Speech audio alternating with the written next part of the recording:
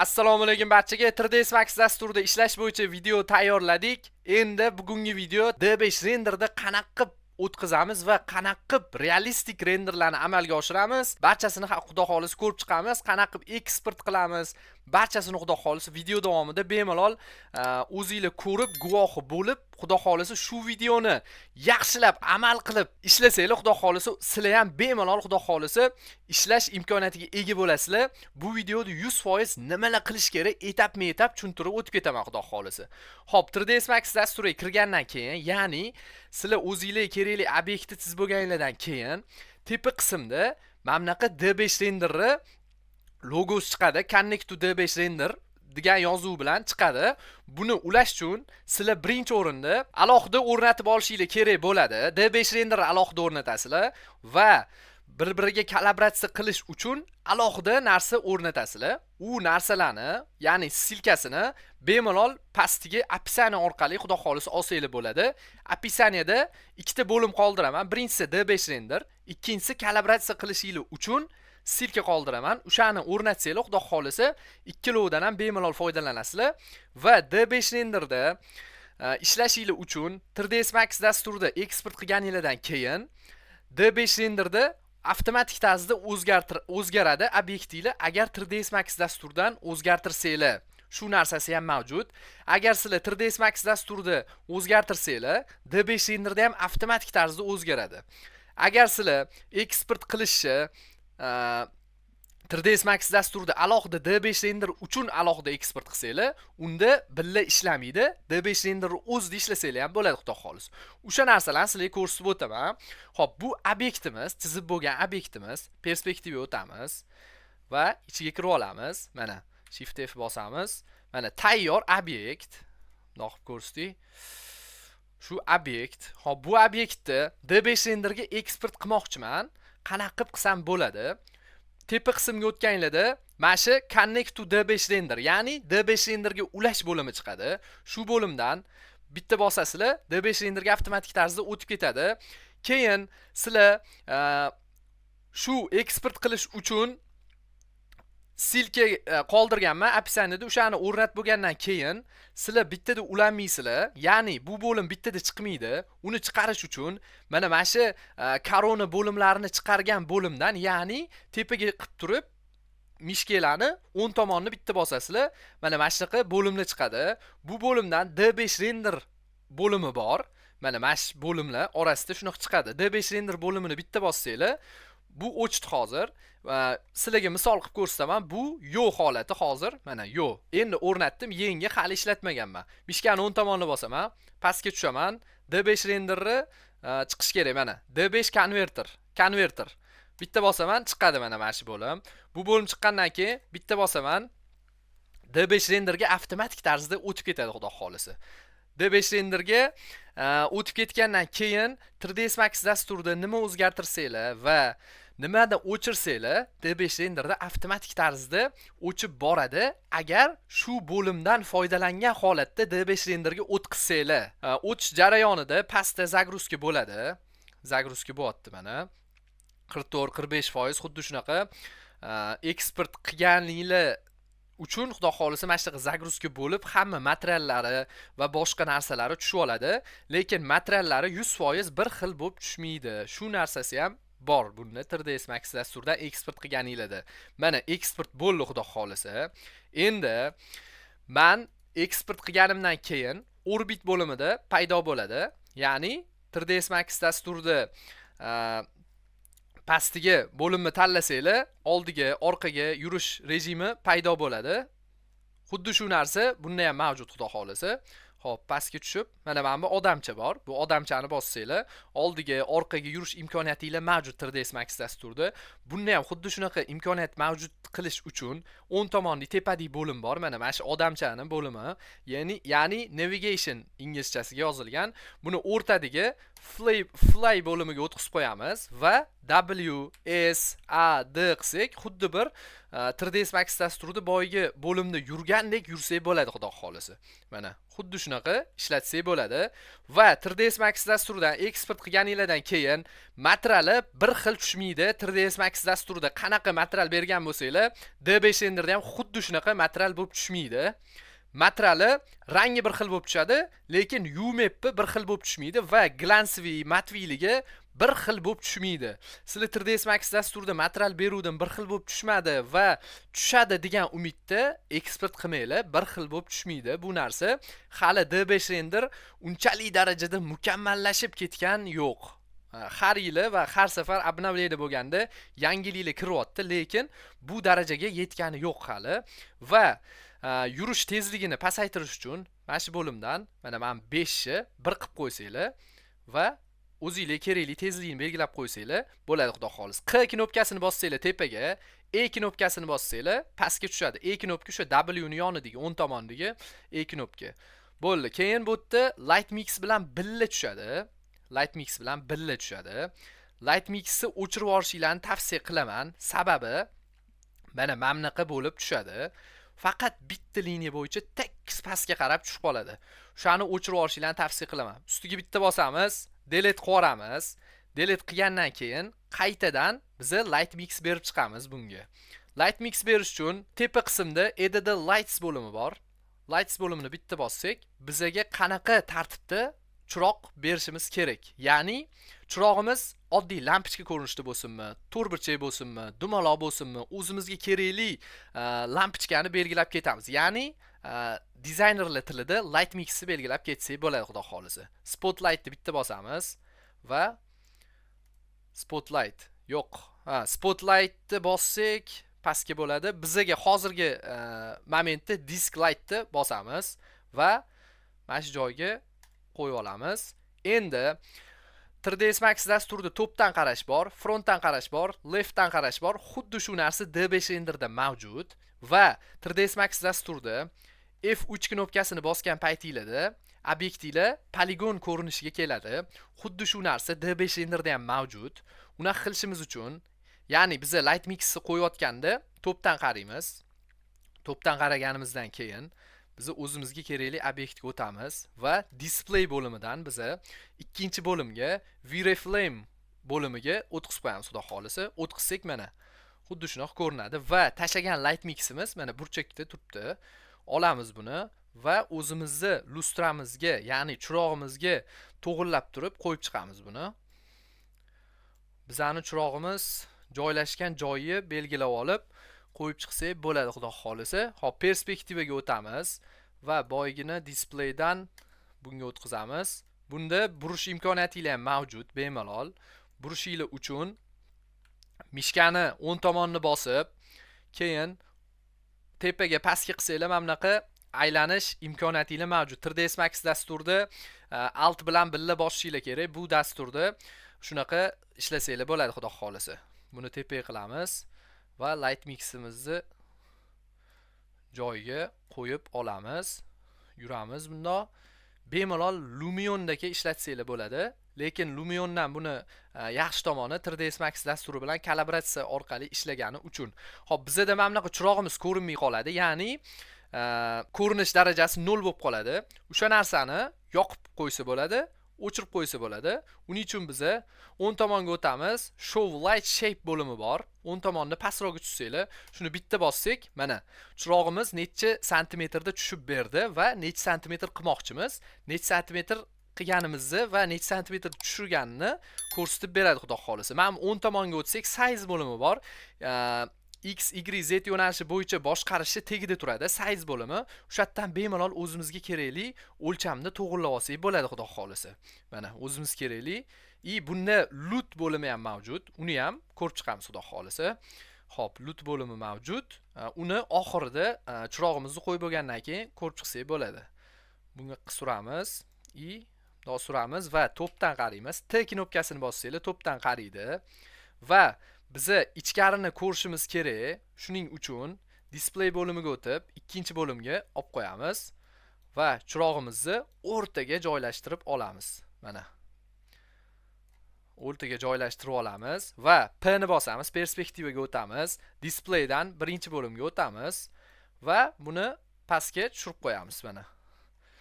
va baland pastligini, ya'ni katta kichikligini ham bemalol boshqarib to'g'irlab olsak bo'ladi, xudo xolisa. Pastga tushiramiz, teparoq qilib, buni yoritishini kamroq qilib turib ko'rib olsak bo'ladi, xudo xolisa. 30 ni buni 30 ni 1 qilib turamizda. O'lchamini qancha bo'lish kerakligini bemalol mana tekshirib olsak bo'ladi. Bizga 85, ya'ni 8,5 sm bu millimetrda ishlayapti hozirda. Bo'ldi, xuddi shunaqa qilamiz.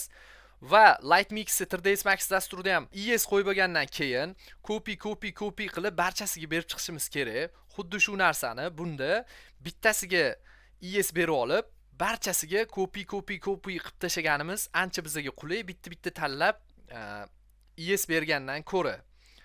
Uning uchun biz ES bo'limiga o'tamiz. Qaysi ES bizga qulayroqligini birinchi bo'lib tanlab olamiz. Undan oldin yorug'ligini to'g'irlab olamiz. 20, 50 va tashqarini o'chirib qo'ysak bo'ladi. Atmosferani kechqurungi, ya'ni tungi rejimga o'tkazib qo'ysak bo'ladi, xudo xolisa. O'tkazamiz va buni bitta tanlaymiz. Pastroqqa tushsak, mana ES bo'limi mavjud.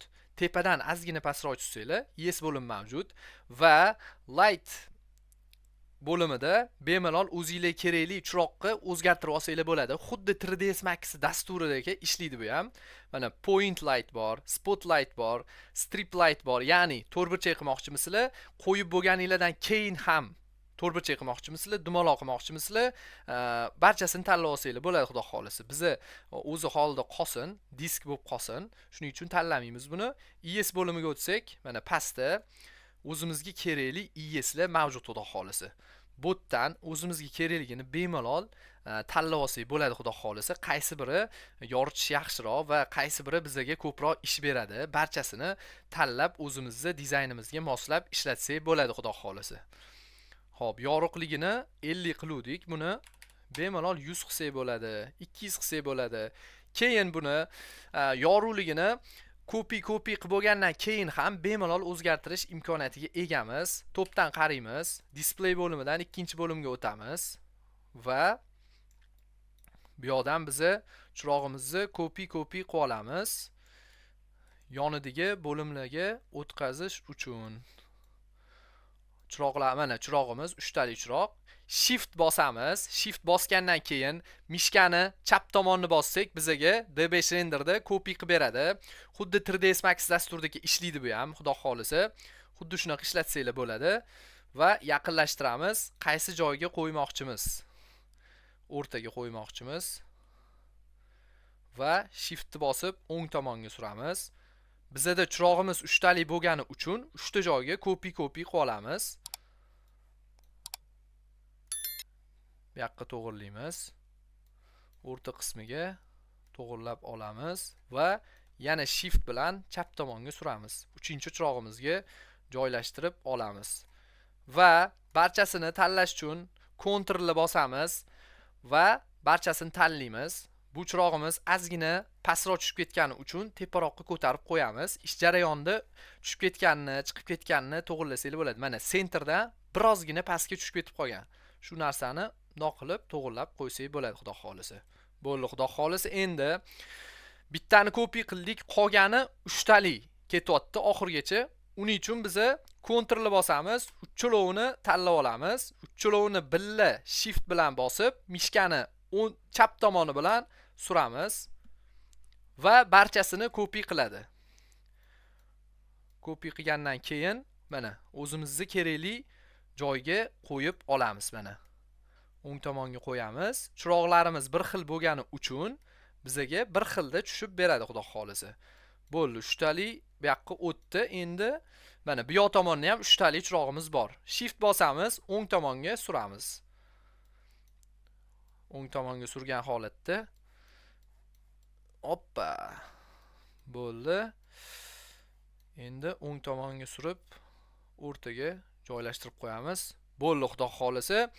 Endi o'ng tomonda ham yana bitta chirog'imiz mavjud, chap tomondagi singari.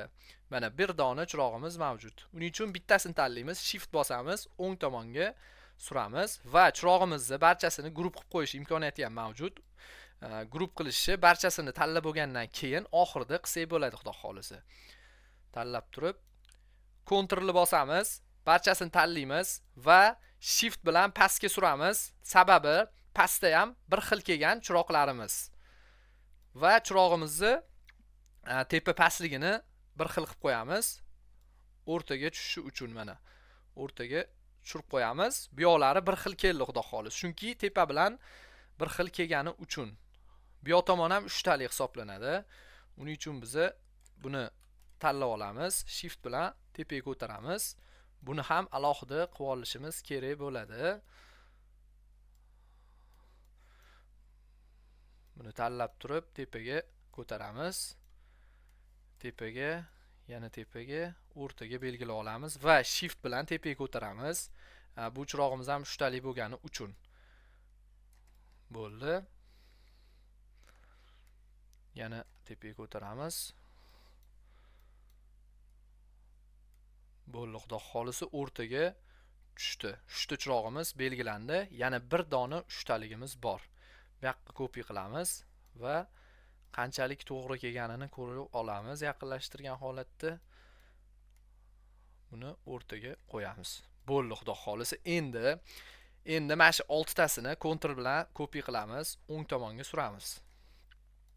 O'ng tomonga surgan holatda tayyorlab olamiz. Xo'p, buni masalaga ishlashingiz uchun, qulay bo'lishi uchun bu obyekt kursni beryapman. Misol uchun bu obyekt menga animatsiya uchun hozirda kerak emas.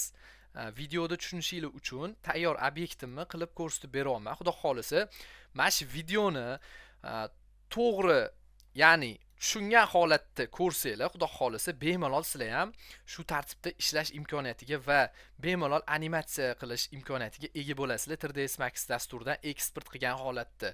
Frontdan qaraymiz. Frontdan qarash uchun F knopkasini bosamiz. Frontdan qaraydi, xuddi bir 3ds Max dasturidagi ishlaydi. Xo'p, bu chap tomondagi obyekt eski obyekt hisoblanadi. Buni alohida eksport qilingan obyekt bo'lgani uchun shu holatda turibdi. Buni barchasini Ctrl bilan tanlaymiz va perspektivaga o'tamiz. Displaydan birinchi bo'limga o'tkazib qo'yamiz. Chirog'imiz ko'rinishi uchun mana xudo xolisi chiroqlarimiz joylashdi. Bu obyektda eshik yo'q, sababi bu yerda asosiy vazifa, ya'ni asosiy dizaynni qilishdan maqsad bu yerda mebel bo'lgani uchun eshiklar qo'yilmagan. O'shani hisobiga. Bo'ldi mana. Xudo xolisi xuddi shunaqa pastroqdan qarab tekshirib olsak bo'ladi, xudo xolisi. Tepaga qaraymiz. Pastroqdan bo'ldi mana. Chiroqlarimiz tushdi. Endi barchasini tanlagandan keyin biz buni guruh qilib olishimiz kerak. Frontdan qaraymiz. Ctrl bilan barchasini tanlab olamiz va perspektivaga o'tamiz. Biz chap tomonga o'tsak, mana shu bo'limimiz mavjud. Bu bo'limimizda bemalol guruh qilib olsak bo'ladi. Guruh qilish imkoniyatimiz mavjud. Mana barchasini tanlab olamiz, xudo xolisi. Shift bilan belgilasak barchasini tanlab beradi, xudo xolisi. Buni bosamiz va eng tepasiga o'tib Shift bilan belgilaymiz va guruh qilish uchun mishkani o'ng tomonni bosamiz. Bu yerda guruh bo'limi mavjud. Mana guruh bo'limi. Ctrl G qilsanglar ham bo'ladi. Ya'ni Ctrl G harfi bosamiz. Gruppa bo'ldi, xudo xolis. Endi gruppaning nomini belgilab qo'ysak bo'ladi bemalol. 3ds Max dasturidagi layout bergandagi ishlatsak bo'ladi, xudo xolisi. Buni Light Mix deb belgilab qo'yamiz. Light Mix deb Enter'ni bitta bosamiz. Light Mix bo'limimiz yondi. Endi chirog'imizni yo'q qilib qo'yish uchun mana bu ko'z tugmasini bossak, chiroqlarimiz ko'rinmaydigan holatga keladi. Ctrl Z qilsak orqaga shuni quflab qo'ysak ham bo'ladi. Ya'ni ishlash jarayonida boshqa obyekt ishlayotganingizda chiroqlarni belgilab, chiroqlarni ushlab olmaysizlar. O'shaning uchun qulib qilib qo'ysak, xudo xolisi mana bosaman degan paytimda ham belgilanmaydi chiroqlarimiz. Qulf shu uchun kerak bo'ladi, xudo xolisi.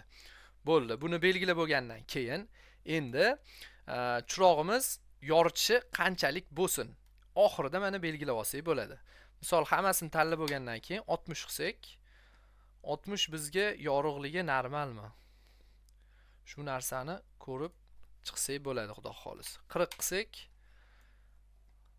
40 qilsak normalmi? Materialga ahamiyat bermaylik. Hozir material bo'limini ham barchasini ko'rsatib o'tib ketaman, xudo xolisa. Ishlash bo'yicha material bilan promi bu pullikmi yo tekinmi barchasini. Xo'p, bo'ldi. 40 qilsak normal, xudo xolisa. Hozir bu tungi rejimda turibdi.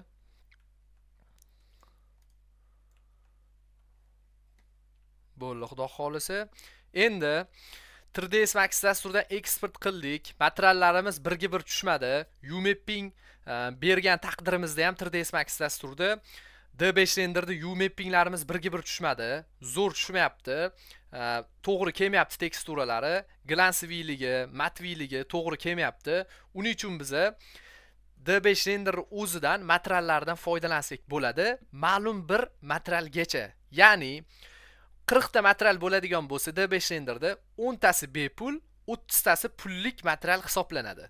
D5 render 100% bepul dastur bo'lmagani uchun va buni crack variantlari mavjud bo'lmagani uchun D5 renderda ofitsialniy Google dan sketchat qilib olganingiz uchun xudo xolisa shunaqa pro materiallar ham mavjud, pro modellar ham mavjud xudo xolisa. Xuddi shunaqa pro materialdan ham, pro modeldan ham foydalansanglar bo'ladi xudo xolisa.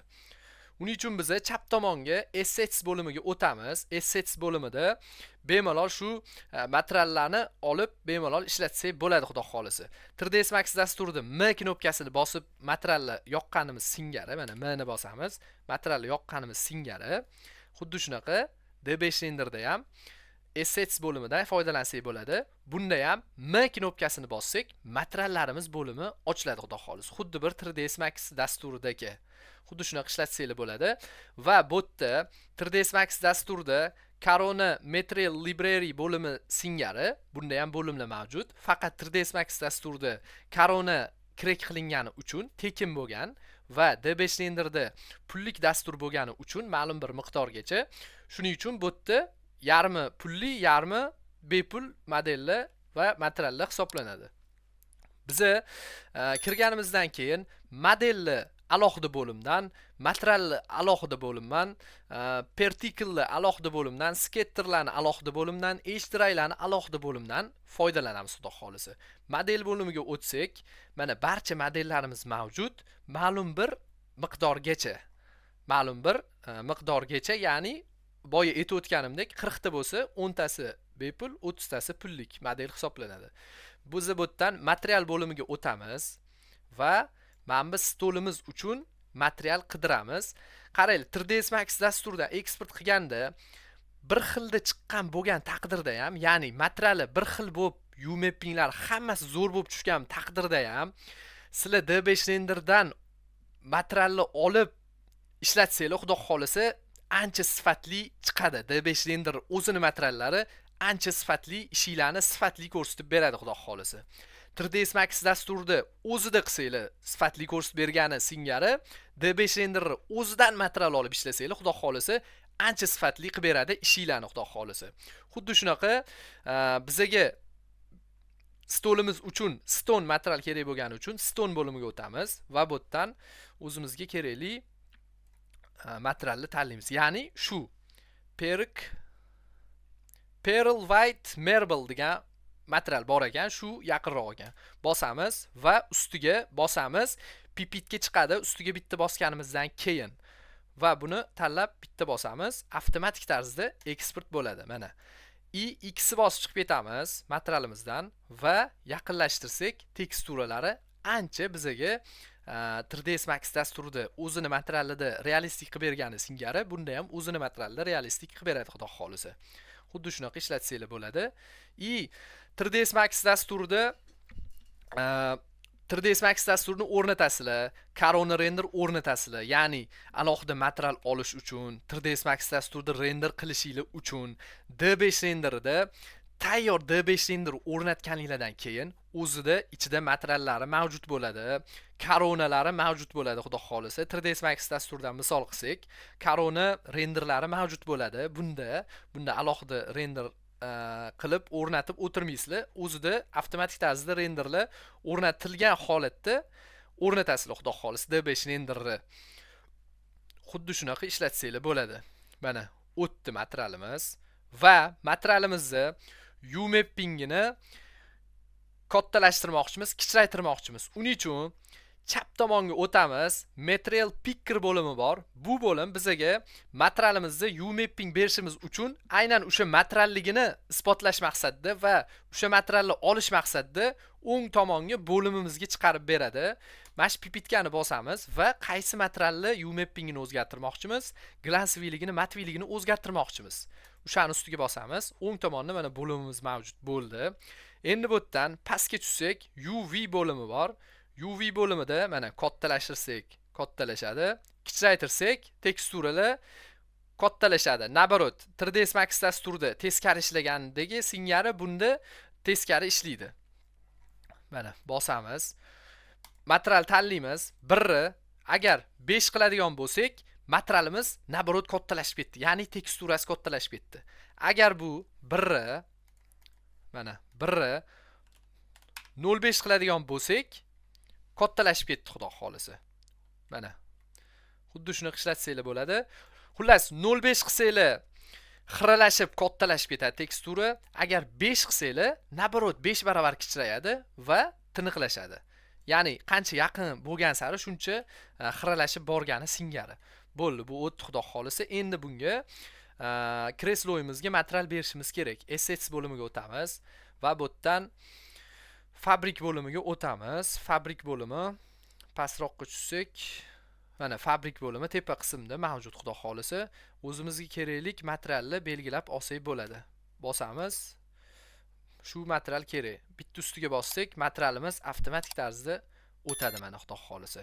Buni U mappingini to'g'irlash uchun boyiga pipitkani olamiz. Pipitkani ustiga bosamiz va pastga tushsak, U mappingini bemalol o'zgartirsak bo'ladi. Misol uchun 2 qilsak, kichrayib ko'rsatib beradi xudo xolisa. Bu bir tururgani normal bo'lsa, agar bir qilib qo'yaversanglar bo'ladi xudo xolisa. Buni 2 qilamiz. Bo'ldi xudo xolisa. Endi tepaga o'tsak, tashlagan materialimizning rangini qanaqa bo'lishligini tanlasak bo'ladi o'zimiz. Bu materialimiz jigarrang sifat bo'lib tushdi. Tepaga o'tsak, base color bo'limida bemalol mashdan materialimizni o'zgartirsak bo'ladi.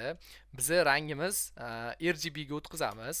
RGB ga o'tkazgandan keyin o'zimizga to'g'ri rangni tanlab olsak bo'ladi va pipitka orqali ishlaydigan rangimizni ham bemalol belgilab olsak bo'ladi.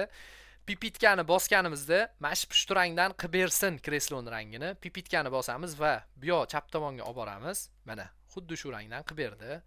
Buni biz ochroq qilishimiz kerak. Buni ochroq qilib qo'ysak bo'ladi. Pushti sifat bo'lsin. Xo'p, buni HAX bo'limiga o'tkazib qo'yaman va bizga pushti sifatroq bo'lishi uchun shu bo'limga o'tkazib, mana shu rangdan, mebelli rangidan bo'lgan edi boyigi rangimiz. Shuning uchun pipitkani olamiz, bunga moslaymiz va buni biroz oqartiramiz. Bo'ldi xudo xolisa. Rangidan bo'ldi, ozgina pushtiroq qilgan holatda. Mana bo'ldi xudo xolis, to'g'ri keldi. Bo'ldi, xuddi shunaqa ishlatsanglar bo'ladi xudo xolisa. Mana mana o'zingizga kerakli rangga bemalol moslab olsanglar bo'ladi. Bo'ldi.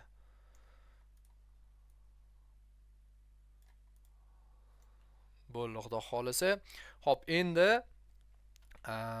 mana oshxona mebelimizni ustini ham bemalol o'zimizga kerakli materialni bergan holatda to'g'irlab olsak bo'ladi.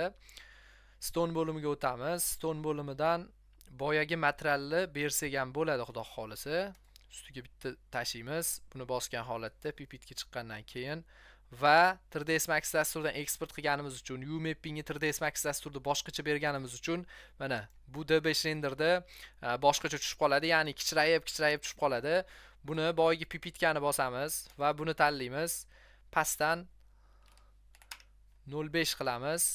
0.5 qilsak, ozgina kattalashdi. Buni 0.005 qilamiz. Mana ancha bizga teksturamiz hayotga yaqinroq bo'ldi xudo xolisa. 0.05 barobar kattalashtirib berdi. 0.0 1 qilsak, mana 001 qilsak, xudo xolisa ancha realistik 1 ga 1 qilib berdi xudo xolisa teksturalarimizni. Va bu devor qismga biz jigarrang qilmoqchimiz.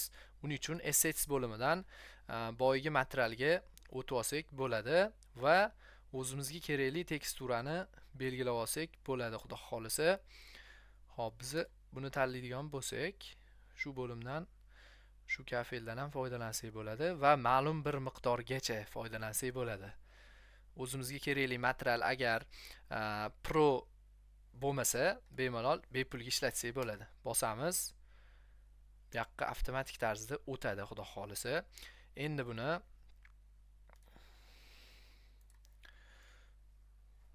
bo'ldi. Endi buni pipitka orqali tanlab olamiz va pastga tushgan holatda o'lchamini to'g'irlab olsak bo'ladi xudo xolisa. Buni 1.5 qilsak, mana xudo xolisa mana shu holatda bo'ldi. Mana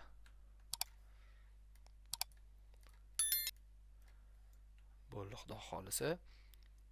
Mana xuddi shunaqa ishlatsanglar bo'ladi va rakvinamiz tillarang olish uchun bu yoq bo'limdan metals bo'limi bor. Bu yoqqa o'tamiz va tillarang metalni qidirish uchun pastki bo'limlarga o'tkazamiz va mashina ovuramiz. Biz bu yerdan sozlamalardan to'g'irlab olsak bo'lgani uchun matviy bo'lsa ham ovuramiz va bu yoqqa tashlaymiz metalga va pipitka orqali buni tanlaymiz. Buni glansviy qilmoqchimiz. Glansviy qilish uchun pastroqqa tushib olamiz. Chiroq bor tomonga to'g'irlab olsak, xudo xolisa yaxshiroq ko'rinadi. Mana bu roughness bo'limini kamaytirsak, bizga glansviy qilishga yordam beradi va tepadagi bo'limni ishlatish uchun ma'lum bir miqdorda bu yoqda belgilangan bo'lishi kerak. Bo'ldi, bu tillarang bo'ldi. Nisbatan rangini matviyroq qo'yamiz. 0.05 qilsak, xudo xolisa bo'ladi. Buni bosamiz va buni bu yoqqa uzatamiz xudo xolisa. Buni ham xuddi shunaqa pipitka orqali tanlaymiz va buni 0.05 qilib qo'ysak bo'ladi. Buni 0.05 qilsak, mana nisbatan matviyroq bo'ldi. Lekin rakvina bilan bir xil bo'ldi xudo xolisa. Mana xuddi shunaqa ishlatsanglar bo'ladi xudo xolisa. Endi mishkani o'ng tomonini bossak, funksiyamiz o'chadi. Mana pipitkani tanladim. Pipitkani buni tanlab bo'ldim va mishkani o'ng tomonini bosaman, pipitka o'chadi xudo xolis. 3ds Max dasturida ham xuddi shunaqa ishlatasizlar. Va tepa qismga o'tamiz. Mana bu eshik va metal mavjud. Bu metalli mana metallarimizdan bemalol foydalansak bo'ladi xudo xolisa. O'rnatamiz va bu yoqqa pipitka orqali tashlaymiz. Ya'ni eksport qilamiz materialimizni o'zimizga kerakli modelimizga. Bo'ldi. Endi shishamiz bizga glansviy bo'lsin va shisha material bo'lsin. Uning uchun biz glass bo'limiga o'tamiz. Glass bo'limiga o'tsak, mana o'zimizga kerakli oynalarni bemalol tanlab olish imkoniyatimiz mavjud xudo xolisa. Bu yerdan biz mana shuni tanlaymiz va buni ustiga bosamiz va rangini o'zimizga to'g'irlab olsak bo'ladi. Oq rang bo'lsin, oq rang qilib xudo xolisa. Bo'ldi. Oq rang qilib olamiz. Bu yog'i bir xil xudo xolisa. Endi mebelimizni rangi oddiy standart bo'lgani uchun shu mebelni o'zidan bemalol bizni glansviy, matviy qilib to'g'irlab olsak bo'ladi. Pipitkani olamiz. Buni ustiga bosamiz va chiroq bor tomonga turib olamiz. Mana bu chirog'imiz bizga shablon bo'lib beradi. Glansviy yoki matviyligini ko'rishimiz uchun mishkani o'ng tomoniga bosamiz va buni pipitka orqali tanlab olgandan keyin pastga tushamiz. Roughness bo'limidan kamaytirib, ko'paytirib boyagi bo'limdan bemalol ishlasak bo'ladi. Tanlaymiz, mana buni kamaytirsak, mana glansviylashib boradi. 0 qilsak, vobshe oxirgi glansviy bo'lib qoladi. Mana buni 0.15 qilsak, bizga normal bo'ladi xudo xolisa. Bo'ldi. Xuddi shunaqa ishlatamiz. Bu ruchkalarimiz narigi rakvinaga rangi bilan bir xil bo'lgani uchun xuddi shu holatda tushadi.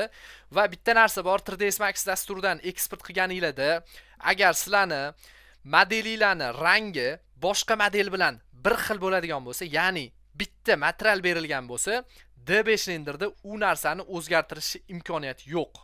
Ya'ni 3ds Max dasturida ikkita modelinglar ikki xil qilib rang bermoqchisizlar, lekin eksport qilishda 3ds Max dasturidagi ikki xil rang qilmasdan bir xil rang qilib eksport qildinglar.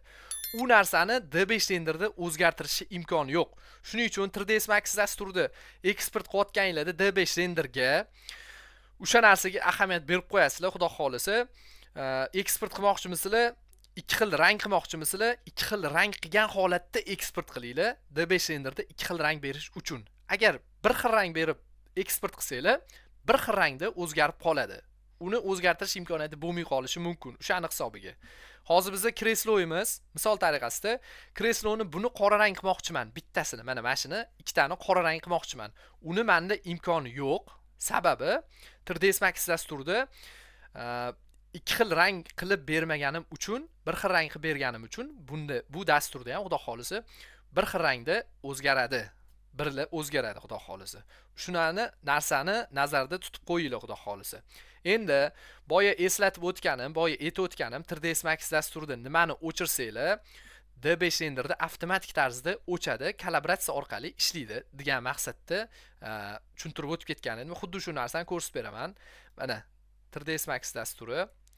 Endi 3ds Max dasturi bilan birga ishlatmoqchi bo'lsak, 3ds Max dasturini yarimga qo'yib olamiz kompyuterimizni va D5 renderni bu yoq tomondan kichraytiramiz va kompyuterni yarmiga joylab olamiz, pastroq tushiramiz. Mana yarim obyekt 3ds Max ga, yarim obyekt D5 renderga. Mana bemalol ishlatsak bo'ladi xudo xolisa. Mana xuddi shunaqa mana.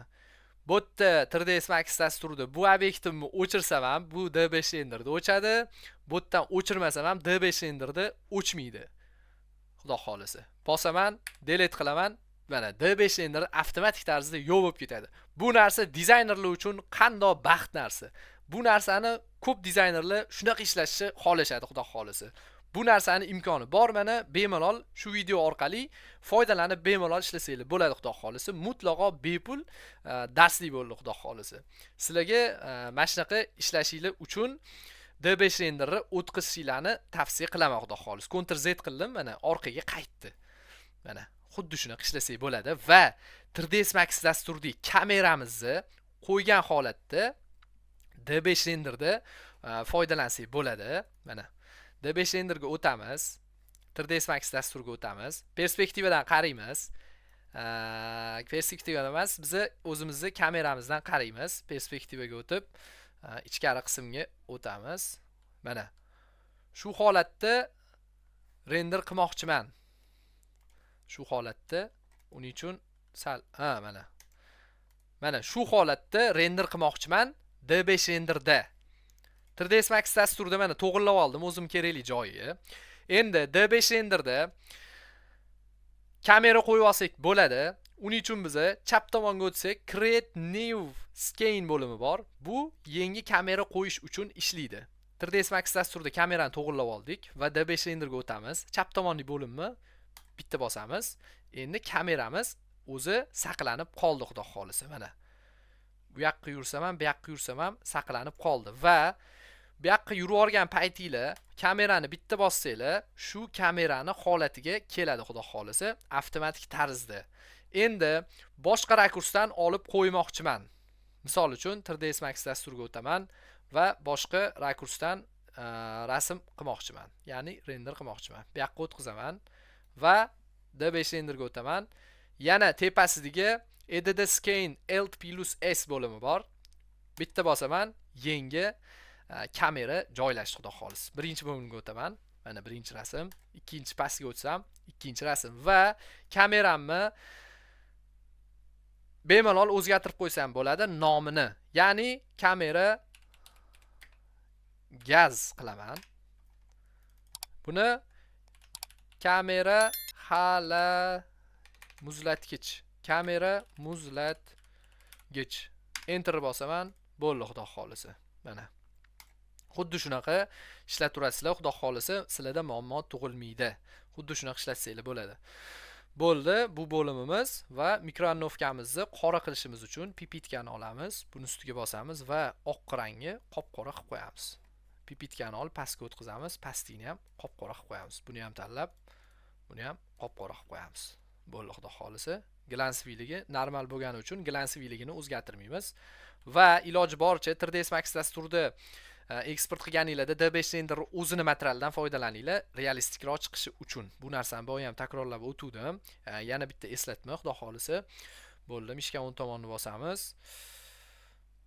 Materiallarimiz tushdi, stollarimiz to'g'ri bo'ldi. Atirgulimizni birozgina glansiviy qilib olsak bo'ladi. Uning uchun pipitkani olamiz, atirgul tanlaymiz va bu joydan mana sal yaltirash uchun 0.1 qilamiz va buni 0.2 qilamiz. 0.2 qilsak mana birozgina yaltirab tushdi, xudo xolisa.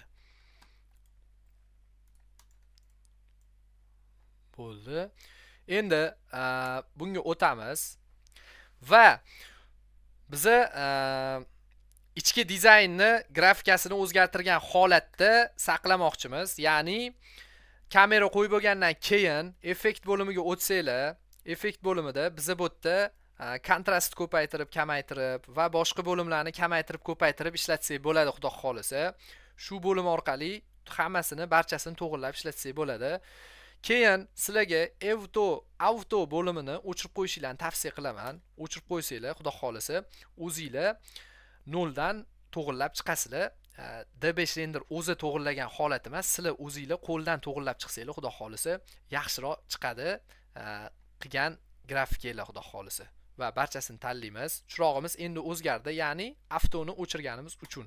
50 ni biz endi 70 qilishimiz mumkin, yorug'roq bo'lishi uchun.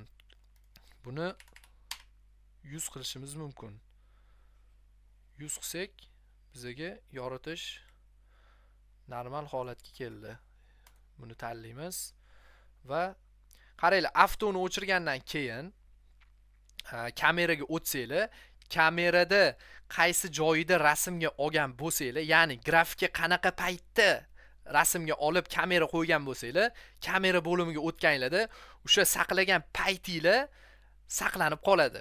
Ya'ni bu joyda o'ng tomonda grafikani to'g'irlash bo'limida, effekt bo'limida barchasini to'g'irlagan taqdiringlarda ham kamera bo'limiga o'tsanglar, barchasi o'zgarib, kamerada qanaqa ya'ni kamerada rasmga olgan paytinglar qanaqa darajada grafika bo'lsa, xuddi shu kamerada o'tganinglarda paydo bo'lib qoladi. O'shaning uchun kamera bo'limiga o'tib olgandan keyin bu yerda o'zgartirib ishlashinglarni tavsiya qilaman. Ya'ni mana o'zgartirdim kamera bo'limidan va yonidagi update scan bo'limi bor. O'shani bitta bosaman, qaytadan rasmga oldi, xudo xolisa. Mana xuddi shunaqa ishlatsanglar bo'ladi. Endi bu bo'limga o'tsam, mana bu bo'limga o'taman. Avto bo'limi o'chgan holatda, ikkinchi kameraga o'taman, avto bo'limi yongan holatda. Buni ham o'chiraman, qaytadan bosaman. Bo'ldi, xudo xolisa. Endi o'ng tomon bilan tanishdik. Flay Velk bo'limi odam yurishi singari yurish bo'limi. Xudo xolis undan ham foydalansanglar bo'ladi. Kamera gaz bo'limi bor. Bu yerdan bemalol oldiga, orqaga, ya'ni rakursni kattalashtirib, kichraytirib bemalol ishlasanglar bo'ladi. Shu rakursdan olmoqchiman, misol uchun buni 100 qilmoqchiman va pastroqqa tushirmoqchiman. Tanlayman va E knopkasini bosaman. Pastroqqa tushadi. Q knopkasini bossam teparoqqa chiqadi. Buni doroq qilmoqchiman. 100 qilganimiz normal bo'lsa 100 ga o'tkazib qo'yamiz va bo'ldi. Endi kameramizni qaytadan rasmga olamiz, bosamiz. Xudo xolis qaytadan bizga boyga rasmni kelib chiqarib berdi. Endi ikkinchi kameraga o'tamiz va eng orqaga o'tkazib olamiz. Obyektimiz ko'proq ko'rinishi uchun. Bosamiz va kameramizga kamera gaze bo'limiga o'tib, buni ham 100 qo'ysak bo'ladi, xudo xolisa. 100 qilgandan keyin mana o'zimizga kerakli joyi belgilab olsak bo'ladi, xudo xolisa. Bo'ldi. Bu D5 render dizaynerlarni ancha ishini sifatli va tez bitishiga sabab bo'ladi. Sababi 3ds Max dasturida animatsiya qiladigan bo'lsanglar, 1 kun, 2 kunlab vaqtingiz ketib qoladi. Bunda 15 minut, 20 minut uzog'i bo'lsa 1 soatda render qilib bo'lasizlar, xudo xolisa.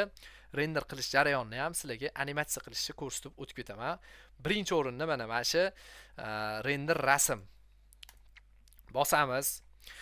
Endi render qilmoqchimiz, rasmimiz tayyor, effektlari hammasi tayyor.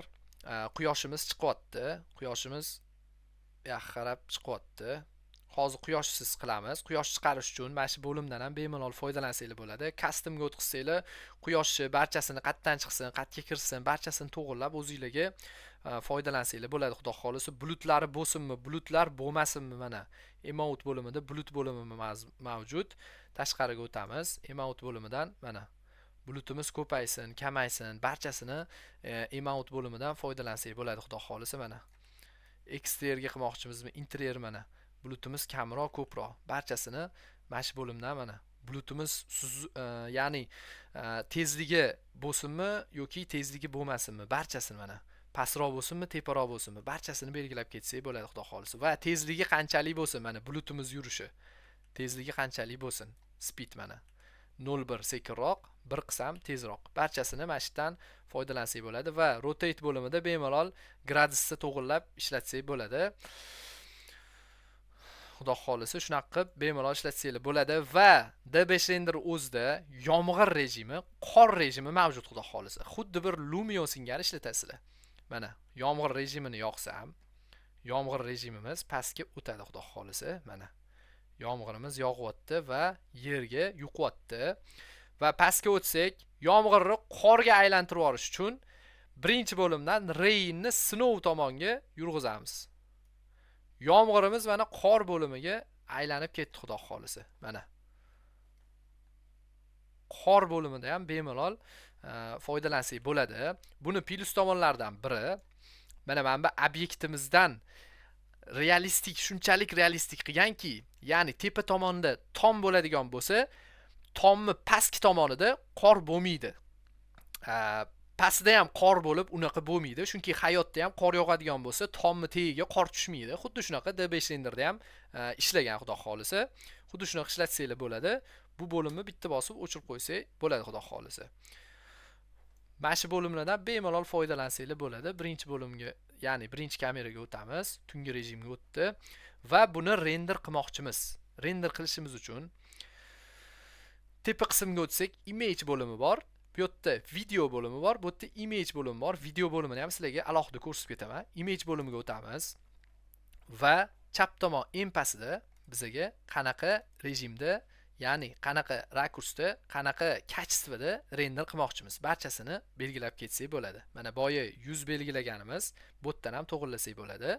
15 mm ham bu yerdan xudo xolis to'g'irlasak bo'ladi. Focal bilan FOV bo'limi xudo xolisa va 16:9 qilmoqchimizmi, 4:3 qilmoqchimizmi, 3:2 qilmoqchimizmi, 1:1, ya'ni 1:1 degani bu to'r burchak tepa qism gorizontal necha o'lchamda bo'lsa, vertikal ham xuddi shu o'lchamda bo'ladi, xudo xolisa. 16:9 qilmoqchimizmi, original qilmoqchimizmi, 16:9 qilmoqchimiz yoki original qilmoqchimiz belgilab olamiz. Original qilamiz. 4K rejimga o'tkazamiz. 3840 ga 2557 bo'ldi, original bo'lgani uchun. Agar 16:9 ga o'tsak, ya'ni Full HD formatdan 2 barobar kuchli, ya'ni 4K formatda bo'lyapti bizaniki. Mana 4K bosamiz, o'tdi va o'ng tomonda render bo'limimiz mavjud. Bu render bo'limini bosamiz va qaysi joyga saqlamoqchimiz renderimizni, ya'ni o'zimizga kerakli faylga saqlaymiz. Bosamiz va bu yerga yozamiz. Kamera gaz, kamera gaz. Buni kamera gaz, gaz plita qilib yozilgan edi boya. Bo'ldi. Bu yerda PNG formatda saqlab beradi. Bosamiz va renderni bossak, mana rasmimizni render qilish jarayoni boshlanadi, xudo xolisa. Bu jarayon nechtur daqiqa davom etadi. u narsani ham render qilganinglardan keyin ko'rsatadi va renderinglar qanchalik darajada sifatli bo'lishiga qarab turib bemalol shu yerdan render bosgan holatda vaqtini ko'rsatib beradi xudo xolisa. Endi animatsiya render qilmoqchimiz. Kamera gazga o'tamiz va video bo'limiga o'tamiz. Image bo'limini yonida o'ng tomonda video bo'limi mavjud. Bosamiz va videoni qo'ymoqchimiz. Edit current new view bo'limini bitta bosamiz ustiga. Videoyimiz birinchi kadr tayyor. Endi videoyimiz qatgacha borsin. Misol uchun mana shu joygacha kelsin videoyimiz. Keldi. Endi yoni tomonida mana shu bo'lim mavjud. Videoyimizni qo'yganimizni o'ng tomonida mavjud, chap tomonida mavjud. Ya'ni biza videoyimizni orqasiga qo'shmoqchimizmi? Ikkinchi kadrni oldiga qo'shmoqchimizmi? O'sha narsani ham bemalol belgilab ketsak bo'ladi. Oldiga qo'shmoqchimiz, plus bosamiz, bo'ldi. Va animatsiyamiz necha sekund bo'lsin? Animatsiyamiz 30 sekund bo'lsinmi? 3 sekund bo'lsinmi? Bemalol mana 30 sekund qilsak, ketdi. 30 sekund oldiga qarab yuradi. 10 sekund qilsak, ketdi mana. 10 sekund to'g'riga qarab yuradi. Agar buni 3 sekund qilsak, 3 sekundlik render qilib beradi bizga mana. Bittada borib qoladi. Bo'ldi. Xuddi shunaqa ishlatib turasizlar. Xudo xolisa bo'ldi. Endi 3-kadrni qo'shsak ham bo'ladi. Bitta bossak, ikkinchi kadr. Endi bu yoqqa o'tmoqchiman. Misol uchun. Bu yoqqa o'tkazmoqchiman. Plusni bosaman. Bundan o'tdi va bu yoqqa avtomatik tarzda o'tib ketadi. Xuddi shunaqa videolarni bir-biriga ulab-ulab ishlatsanglar bo'ladi va kadrni qaytadan qilish uchun, misol uchun 3-kadrga 2-kadrni qo'shmoqchiman. Uning uchun mana bu yonidagi refresh bo'limi bor. Bitta bosaman. Bu yoqqa o'tib qoladi avtomatik tarzda. O'zimga kerakli. Misol uchun 3-kadrni bu yoqqa ulamoqchiman. Refreshni bitta bosaman. Videoni qaytadan qo'ysam, bu yoqqa o'tadi va bu yoqdan oxirgi tanlagan bo'limga o'tadi mana.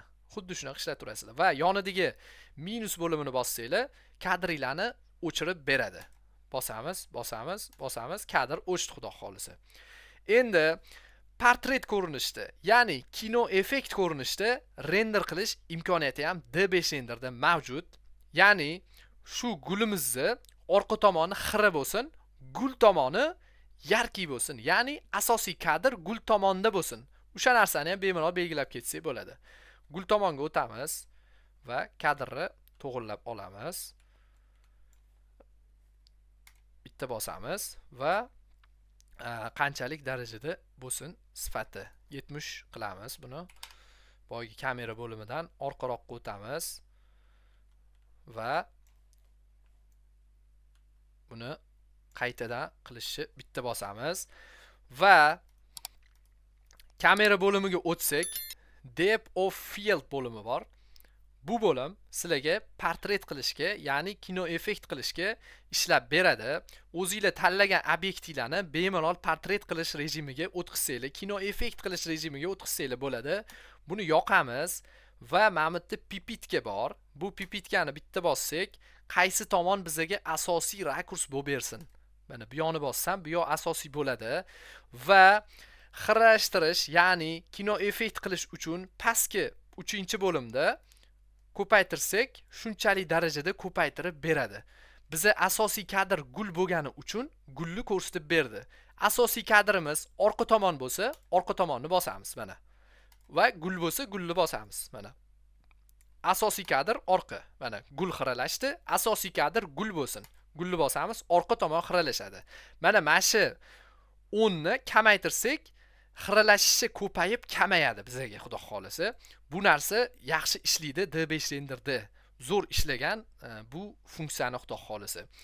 Bu telefonni oladigan bo'lsanglar, xira-shira qilib, obyektivlardan pastroqqa tushib ketib, obyektivlardan teparoqqa chiqib ketib, shunaqa bo'ladi. Telefonni qiladigan bo'lsanglar, ya'ni kino effektni oladigan bo'lsanglar, bu dasturda obyekt, ma'lum bir obyekt aniq bo'lgani uchun aniq qilib ishlab beradi xudo xolisa. Mana asosiy kadr bizga gul bo'lsin. Boshqatdan qilamiz va gulni bu yoq. Buni orqaga o'tkazamiz. Va kadrni plus bosib qo'shamiz. Ikkinchi kadrga o'tgandan keyin asosiy kadr endi orqa tomon bo'lsin. Bu yoqqa qilamiz va kadrni qaytadan qilamiz. Mana orqa tomon bo'lsin. Endi buni 5 sekund qilamiz va yoqamiz. Mana orqa tomon asosiy emas edi, hozir asosiyga aylandi mana. Birinchida asosiy gulimiz va vaqt o'tgan sari orqa tomon asosiyga aylanib ketyapti. Xuddi shunaqa kadrlarni ishlasanglar bo'ladi, xudo xolisa. Bu narsa dizaynerlar uchun ancha qulay va mijozga topshirayotgan paytingizda sizlarga ancha qulaylik yaratadi. Bu kichkina obyektchani asosiy maqsadi hozirgi videodan sizlar kichkina obyektni bo'lsa ham, muhimi sizlar funksiyalarni bilib olishinglar uchun, funksiyalarni qaysi joyda qaysi funksiyani ishlatishi va qanaqa funksiyalar mavjudligini bilishinglar uchun mana shu kichkina kadrcha qilib, ya'ni kichkina obyektcha qilib ko'rsatib berdim, xudo xolisa. Xuddi shu tartibda ishlasanglar bo'ladi, xudo xolisa. Va kamera bo'limidan, ya'ni video bo'limidan, render bo'limidan chiqish uchun mana shu knopkani bosamiz. Video bo'limidan chiqishdan oldin kadrni ko'rsatib ketaman. Sizlar kadrni Full HD qilmoqchisizlarmi yoki 4K qilmoqchisizlarmi? Barchasini bu yerdan belgilab ketsanglar bo'ladi. Resolution bo'limidan bemalol 720 dan sizlar Full HD ga o'tkazsanglar bo'ladi. 2K ga o'tkazsanglar bo'ladi, 4K ga o'tkazsanglar bo'ladi. Eng pastga tushsanglar, eng kami 480 bo'ladi. Asosan Full HD da ishlasanglar yaxshi. Sababi Telegramdan mijozga tashiydigan bo'lsanglar, unda agar iPhone bo'lmaydigan bo'lsa yoki 4K videoni ochadigan telefon bo'lmaydigan bo'lsa, telefonni ocholmay qolish imkoniyati bo'ladi. O'shani hisobiga sizlar Full HD da ishlashingizni tavsiya qilaman. Agar montaj qilaman, qaytadan montaj qilib Full HD formatga o'zgartiraman 4K ni desanglar, 4K qilishinglarni tavsiya qilaman. Vaqtdan ozgina yutqizasizlar, lekin kачествоsi, ya'ni sifati zo'r bo'lib, xudo xolisa sizlarga render qilib beradi. Va kadr sekundda necha FPS qilmoqchisizlar? 30 FPS qilmoqchimisizlar? 60 FPS qilmoqchimisizlar? Xuddi shu narsani ham belgilab ketsanglar bo'ladi. Mana mana shu bo'limdan 60 qilsak bo'ladi, 30 qilsak bo'ladi. O'zimiz kerakligini to'g'irlab ketsak bo'ladi, xudo xolisa. Bo'ldi, 60 qilamiz va yonidagi render tugmasini bosamiz. 30 FPS, ya'ni FPS bo'limini pastida, video bo'limini yonida, o'ng tomonida joylashgan. Bosamiz va qaysi joyga tashlamoqchimiz, MP4 formatdagi kadrimizni o'shani belgilab ketamiz va nomini yozib ketsak bo'ladi. File name, xuddi bir 3ds Max dasturida renderni saqlab qo'yish kabi, D5 renderda ham renderni saqlab qo'yish bir xil ishlaydi, xudo xolisa. Xuddi shunaqa belgilab nomini yozib ketsak bo'ladi, xudo xolisa. O'zimiz kerakli nomni. Va xuddi shunaqa ishlatib, xudo xolisa foydalansak bo'ladi. Va video bo'limini ustiga bitta bossak, o'zimizni kadrga o'tadi va o'zingizlarni kadrga o'tgandan keyin mana bunaqa portret rejimda ishlash imkoniyati mavjud bo'lib qoladi. Uning uchun kamera bo'limiga o'tamiz, boyiga portret rejimni bitta bosamiz, u o'chadi, xudo xolisa. Mana xuddi shunaqa ishlatsanglar bo'ladi va portret rejimni rasmda ham bemalol ishlatsanglar bo'ladi, xudo xolisa. Mana shu rasmni olmoqchiman va shu rasmni bitta bosaman, oldiga o'tqizaman. Buni o'tqizib kameradan to'g'irlab olaman, orqaroq qilaman chiroyliroq chiqishi uchun va rasmni yana bittaga ko'paytiraman va bu yoqqa yozaman. Gul. Enter bosamiz va boygi bo'limdan buni yoqamiz va boygi set focus bo'limini bu yoqqa tanlaymiz. Fokusimiz orqaga o'tdi. Va qilib bo'lgandan keyin bu yerda update scale ni bosib o'rasizlar. Ya'ni rasm olganinglardagi kadr o'zgarib qolmasligi uchun update scale qilib o'rasizlar. Oxirgi olgan, mana shu turgan vaziyatinglarni bu yerga rasm singari tashab beradi. Har doim bu saqlanib qoladi, xudo xolisa. Bo'ldi, buni qilib bo'lgandan keyin boyiga bo'limdan render bo'limiga o'tib bemalol saqlab qo'yishim mumkin. 16:9, 4K, 8K, 16K bemalol o'zimga kerakli o'lchamda bemalol saqlab qo'yishim mumkin, xudo xolisa. Shu bo'limdan ham xudo xolisa foydalansanglar bo'ladi va bu yerda fokusni necha metr uzoqqa qilmoqchiman. U narsani ham bu yerda belgilab ketsam bo'ladi. Misol uchun bu yerda 3100 turibdi.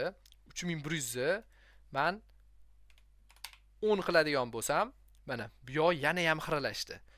Bizga eng qulay variant bizni set focus orqali bemalol o'zimiz kerakli fokusni tanlab olganimiz ancha bizga qulaylik yaratib beradi. Mana bu qilmoqchimanmi, bu yoqni qilmoqchimanmi? Bu yoqni qilsam yana edit qilaman, boshqa qo'shaman. Mana bu birinchi kadr. Atirgulimiz asosiy emas, ikkinchi kadr. Ikkinchi kadr atirgulimiz asosiy hisoblandi. Xuddi shuni xudo xolis ishlatsanglar bo'ladi. Bu bo'limlar haqida xudo xolisa tushunib oldinglar degan umiddaman. Agar tushunmasanglar videoni qaytadan qo'yib, bemalol ishlab xudo xolisa savolinglar bo'lsa yozib qoldiringlar. Qo'ldan kelgancha o'zim bilgan etapgacha xudo xolisa maksimal harakat qilaman yordam berishga.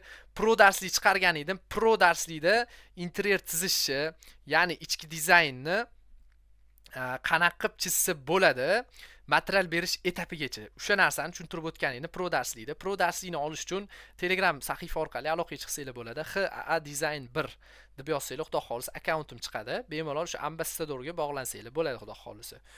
Bugungi video darslik shundan iborat edi. Xudo xolisa bemalol shu bo'limlardan foydalanib, maza qilib xudo xolisa animatsiya render qilinglar, mijoziylarni xursand qilinglar. Mijoziylar rasm singari render kutgan paytda sizlar animatsiya render qilib bersanglar, mijoziylar keyingi mijozni olib kelishiga sababchi bo'lasizlar, xudo xolisa. Shunaqa qilib o'z ustinglarda ishlab xudo xolisa mukammallashib keturasizlar. 3ds Max dasturini biladigan, 3ds Max dasturida render qiladigan odamlarga D5 render ancha qulaylik yaratib beradi, xudo xolisa. Chunki o'zimdan misol D5 renderda ishlagan paytim 3ds Max dasturida qiynalib render qilib yurgan paytimni eslab ozgina qulayligini his qilganman. D5 renderni ozginadan ham ko'proq, hattoki ancha qulayligini his qilganman. Xudo xolisa sizlar ham bemalol bu videoni 3ds Max dasturida ishlaydigan va 3ds Max dasturida ishlamoqchi bo'lgan va D5 renderda ishlaydigan, D5 renderda ishlamoqchi bo'lgan tanishinglarga bemalol tashab qo'yib, boxabar qilib qo'ysanglar, xudo xolisa ancha vaqtini ham tejiydi, xudo xolisa, va qanaqa qilib o'rnatishni ham o'rganib olishadi, xudo xolisa. Bemalol foydalansanglar bo'ladi, xudo xolisa. Bemalol описаниеdan Instagram sahifani, Telegram sahifani olsanglar bo'ladi, xudo xolisa. Instagram sahifada shorts formatdagi videolarni bemalol kuzatib borsanglar bo'ladi, xudo xolisa. Xudo xolisa shunaqa qilib bemalol o'zingizlarni ustingizlarda ishlab, savolinglar bo'lsa bemalol yozib qoldirsanglar bo'ladi. 3ds Max dasturida ishlash bo'yicha video darsliklar profilda mavjud. Corona render bo'yicha ishlash bo'yicha video darslik mavjud. AutoCAD dasturida ishlash bo'yicha kirish qismi bo'yicha video darslik qo'llanma mavjud. Cheos Cosmos bo'limida o't o'stirish, scatter berish bo'yicha video darslik profilda mavjud. Xudo xolisa bundan keyingi videolar xudo xolisa o'tkazib olmaslik uchun podpiska bo'lgandan keyin, ya'ni obuna bo'lgandan keyin qo'ng'iroqcha tugmachasi bor. O'shani bosib qo'ysanglar, keyingi videolarni o'tkazib olmaysizlar, xudo xolisa. Xuddi shu tartibda ishlab, natijalarni Telegram suhbat chatga tashlasanglar ham bo'ladi. Telegram guruhga tashlasanglar ham, kanalga tashlasanglar ham bo'ladi, xudo xolisa. Telegram linkini profildan bemalol olsanglar bo'ladi, xudo xolisa. Bemalol Telegram kanaliga o'tib olsanglar, ishlash jarayonidan lavhalarni ham bemalol kuzatib borsanglar bo'ladi, xudo xolisa. Hammaga rahmat, ajratgan vaqtingizga rozi bo'linglar. Yaqininglar bilan bu videoni ulashinglar.